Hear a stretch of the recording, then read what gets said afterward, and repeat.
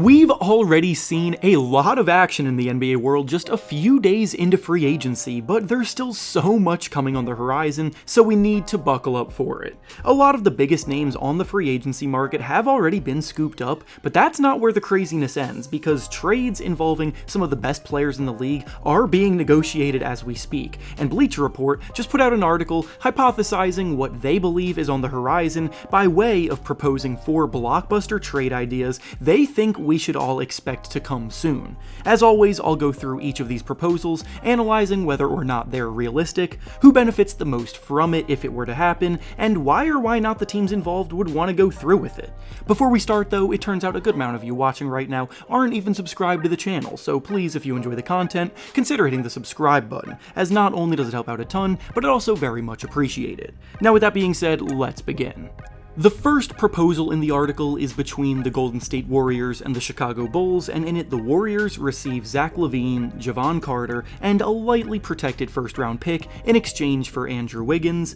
Moses Moody, Gary Payton II, and Kevon Looney. The Warriors are officially in a new era as Klay Thompson is now a Dallas Maverick, and the trio of him, Steph Curry, and Draymond Green are broken up for the first time in over a decade, after a ridiculous amount of success for so long. They're now in the process of trying to retool and find Klay's replacement, and honestly Zach LaVine is a very intriguing buy low candidate for them. LaVine's a former All-Star who was dealing with a foot injury last season and had surgery on it, shutting him down after playing in just 25 games, in which he was also not having that great of a season by his standards, so all of that has resulted in his trade value tanking a bit. The concerns about his best days being behind him are valid, but I think things have been taken too far regarding the negative connotation surrounding him and his talent. Everything that could have went wrong for LaVine did go wrong last season, but as long as his recovery goes well from his surgery, then it's not out of the question to see him return to form where he was 2 seasons ago, scoring an efficient 24 points per game, and if that's a potential upside,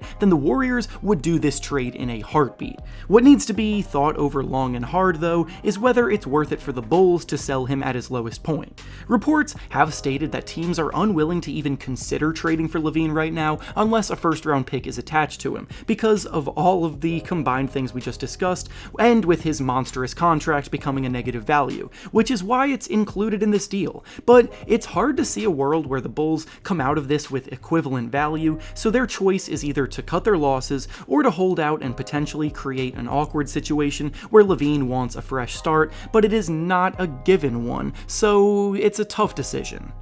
The next proposal from the article is between the Miami Heat and the New Orleans Pelicans, and in it the Heat receive Brandon Ingram in exchange for Tyler Hero, Caleb Martin, and a first-round pick. The Heat have been one of the most successful teams in the Eastern Conference over the last 5 years, despite not winning a title, but they're now approaching a breaking point where something needs to be done to salvage that window. They've been in the play-in tournament in back-to-back seasons, and they've been one of the worst-ranked teams on offense to make the playoffs in that span too, so their biggest needs right now are adding more scoring firepower to their lineup. Jimmy Butler is at the point in his career where he's pretty much coasting through regular seasons in order to preserve his best stuff for the playoffs. Bam Adebayo is an incredible two-way talent, but isn't a go-to scorer by nature, and Tyler Hero is also more of a secondary scoring threat, and all of that has resulted in them ranking in the bottom third of the league on offense last year. Brandon Ingram's entire game is centered around operating as a primary scoring threat, and is a former All-Star looking for a fresh start.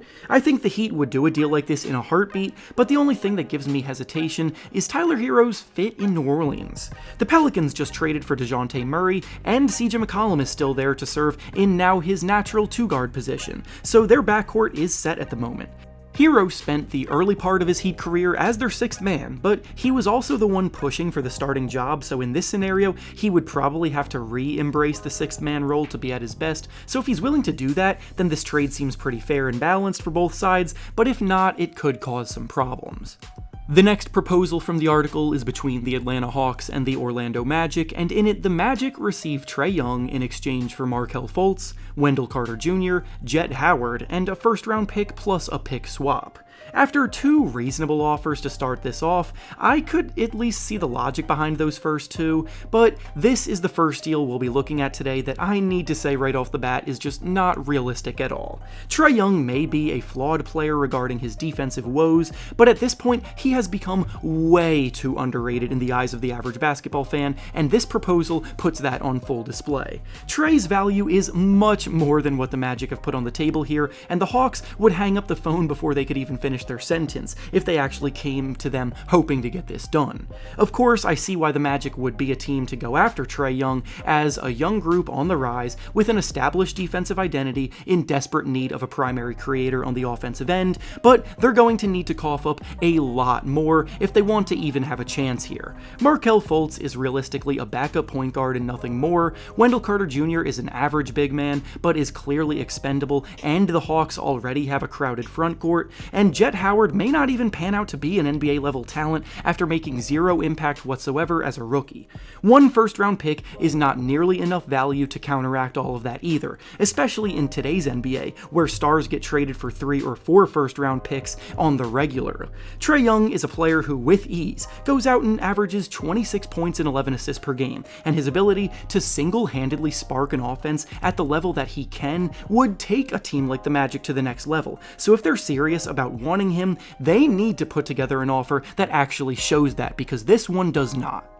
And finally, the last proposal from the article is between the San Antonio Spurs and the Utah Jazz, where the Spurs receive Lauri Markkanen in exchange for Keldon Johnson, Malachi Branham, 4 first-round picks, and a pick swap. See, this is what I'm talking about when I say that in order to open the door for a star trade discussion, you need to come correct with the value, because this is an offer that would definitely perk up the ears of the Jazz front office. The Spurs already signed veteran Chris Paul to run point guard for them next season, which should result in Victor Wembanyama getting even more easy looks in year 2, but they still need a lot more offensive firepower to make any kind of noise, and Lauri Markkanen is a strong fit next to Wembanyama as an explosive 3-level scorer in his own right as a 7-footer, which would give the Spurs an incredibly versatile set of twin towers. The Jazz aren't necessarily going out of their way to shop Markkanen right now, but they've let it be known that they're open to at least hearing offers for him, and if they had 4 first-round picks thrown at them,